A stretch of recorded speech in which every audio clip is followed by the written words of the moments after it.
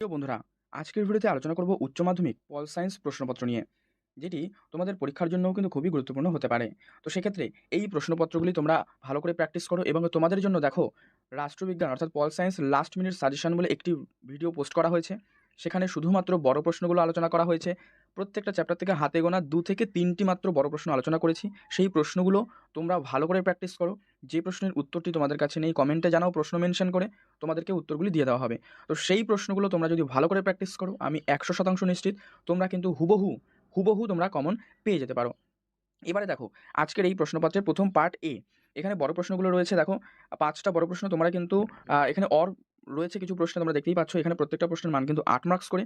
Next part B, সেই part বিতে যে এমসিকিউ আর এসিকিউ প্রশ্নগুলো থাকে, প্রত্যেকটা প্রশ্নের নির্ভুল সঠিক উত্তর নিয়ে আলোচনা করব। তো দেখে নাও যে এক জায়গায় রয়েছে বিকল্প উত্তরগুলোর মধ্যে সঠিক উত্তর বেছে নিয়ে লেখো। সেক্ষেত্রে কী হবে? প্রথম প্রশ্ন, পঞ্চায়েতে সমিতি হলো, অর্থাৎ পঞ্চায়েত সমিতি কি? পঞ্চায়েত রাজব্যবস্থার কোন স্তর? প্রথম, দ্বিতীয়, তৃতীয় নাকি চতুর্থ? সঠিক উত্তর দ্বিতীয় স্তর। এবার কততম সংবিধান সংশোধন? আমি উত্তরটা তোমাদেরকে বলে দিচ্ছি। এক্ষেত্রে সঠিক উত্তর 73তম সংবিধান সংশোধনের মাধ্যমে তফসিলি জাতি, তফসিলি উপজাতি, মহিলাদের জন্য আসন সংরক্ষণের ব্যবস্থা কিন্তু করা হয়েছে। নেক্সট কি বলছে? দ্বিতীয় পরিষদ হলো স্বাধীনতার অপরিহার্য নিরাপত্তা। এ কথাটি কে বলেছেন? Lord Acton. মার্কিন যুক্তরাষ্ট্রের আইনসভাকে কি বলা হয়? কংগ্রেস। নেক্সট কি রয়েছে? জেলা পরিষদের প্রশাসনিক প্রধান হলেন, দেখো সঠিক উত্তর হয়ে যাবে কিন্তু এক্ষেত্রে সভাধিপতি।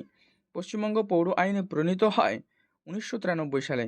ভারতের 1991 সালে কোন প্রধানমন্ত্রীর সময় বাজার অর্থনীতির সূচনা ঘটে?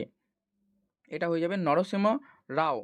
নেক্সট 8 নম্বর, 123 এগ্রিমেন্ট স্বাক্ষরিত হয়েছিল, দেখো এখানে কোন সালে সেটা কিন্তু জানতে চাইছে। সঠিক উত্তর 2005 সালে। একক পরিচালকের একটি উদাহরণ হলো, তাহলে একক পরিচালকের একটা উদাহরণ কি হবে? এটা কিন্তু হয়ে যাবে মার্কিন যুক্তরাষ্ট্রের রাষ্ট্রপতি।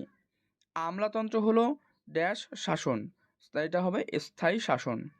11 নম্বর প্রশ্ন, সম্মিলিত জাতিপুঞ্জের বর্তমান সদস্য সংখ্যা হলো, সঠিক উত্তর হয়ে যাবে এক্ষেত্রে 193।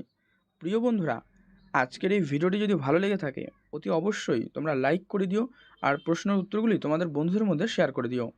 চ্যানেলে যদি তুমি নতুন হয়ে থাকো অবশ্যই চ্যানেলটি সাবস্ক্রাইব করে কিন্তু পাশের বেল বাটনটি অল করে রেখো। আর দেখো, তোমাদের যদি কোনো প্রশ্ন থাকে এখান থেকে অতি অবশ্যই সেই প্রশ্ন সহ কমেন্ট বক্সে জানাবে।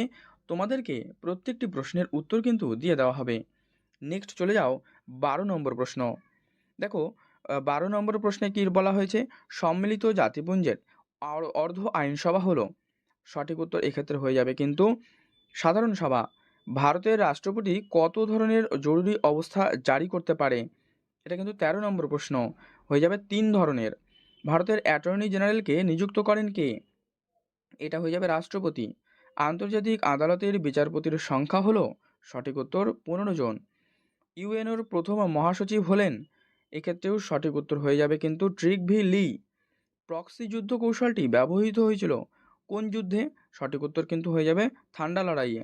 জোট নিরপেক্ষতা আন্দোলনের একটি অপরিহার্য নীতি, সেই নীতিটি কি? হস্তক্ষেপ না করা। ক্ষমতা স্বাতন্ত্র্যীকরণ নীতিটির মুখ্য প্রবক্তা কে? সঠিক উত্তর হয়ে যাবে কিন্তু মন্তেস্কু। 20 নম্বর প্রশ্ন, দেখো বলা হয়েছে এখানে মার্কিন যুক্তরাষ্ট্রের আইনসভার নিম্নকক্ষের নাম কি? এখানে সঠিক উত্তর হয়ে যাবে জনপ্রতিনিধি সভা। কেন্দ্রীয় মন্ত্রিসভা দায়িত্বশীল থাকে কার কাছে? সঠিক উত্তর হয়ে যাবে কিন্তু লোকসভার কাছে। রাষ্ট্রপতি কর্তৃক লোকসভায় কতজন সদস্য মনোনীত হন? অর্থাৎ কি রাষ্ট্রপতি লোকসভায় কতজন সদস্য মনোনীত করতে পারেন? সেক্ষেত্রে সঠিক উত্তর হবে কিন্তু 2 জন। এক মেরুকেন্দ্রিক বিশ্বের প্রধান দেশ, সঠিক উত্তর আমেরিকা। নেক্সট রয়েছে পঞ্চশীল চুক্তি স্বাক্ষরিত হয় কোন সালে? এক্ষেত্রে সঠিক উত্তর হয়ে যাবে কিন্তু পঞ্চশীল চুক্তি স্বাক্ষরিত হয় 1954 সালে। তাহলে প্রিয় বন্ধুরা, এখানে এই 1 মার্কসের 24টা প্রশ্ন তোমাদের শেষ হলো, এগুলো এমসিকিউ। এরপরে যেগুলো রয়েছে 16টা এসএকিউ, যেখানে প্রত্যেকটা প্রশ্নের মান কিন্তু 1 মার্কস করে। দেখো এখানে দুদাগে প্রশ্ন 16টা প্রশ্ন রয়েছে, তবে কিছু প্রশ্ন তোমরা অর বা অথবা দিয়ে প্রশ্নগুলো পেয়ে যেতে পারো। তো এখানে আমার প্রশ্ন হচ্ছে, তোমরা যে প্রশ্নটি পারছো না, তো সেই প্রশ্নটি তোমরা কমেন্ট বক্সে লেখো এবং সেই প্রশ্নের উত্তরগুলি কিন্তু আমি তোমাদের কমেন্টে গিয়ে উত্তরগুলি দিয়ে দেবো। তো প্রত্যেকটা প্রশ্ন তোমরা খুব ভালো করে প্র্যাকটিস করো। আবারও বলবো যে সাজেশনটি আমি বললাম, অর্থাৎ রাষ্ট্রবিজ্ঞান লাস্ট মিনিট সাজেশন, এই সাজেশনটি তোমরা দেখে নাও। এখানে কিন্তু শুধুমাত্র বড় প্রশ্ন হাতে গোনা 2 থেকে 3টি প্রত্যেকটা চ্যাপ্টার থেকে আলোচনা করা হয়েছে। সেই প্রশ্নগুলি তোমরা ভালো করে প্র্যাকটিস করে নাও, তোমরা যদি হুবহু কমন পেতে চাও সেক্ষেত্রে। তো দেখো, আজকের এই ভিডিওটি এই পুরো পর্বটি নিয়ে আলোচনা করা হলো। ভিডিওটি ভালো লাগলে লাইক করে দিও, শেয়ার করে দিও। চ্যানেলে নতুন হয়ে থাকলে অবশ্যই কিন্তু চ্যানেলটি সাবস্ক্রাইব করে পাশের বেল বাটনটি অল করে দিও।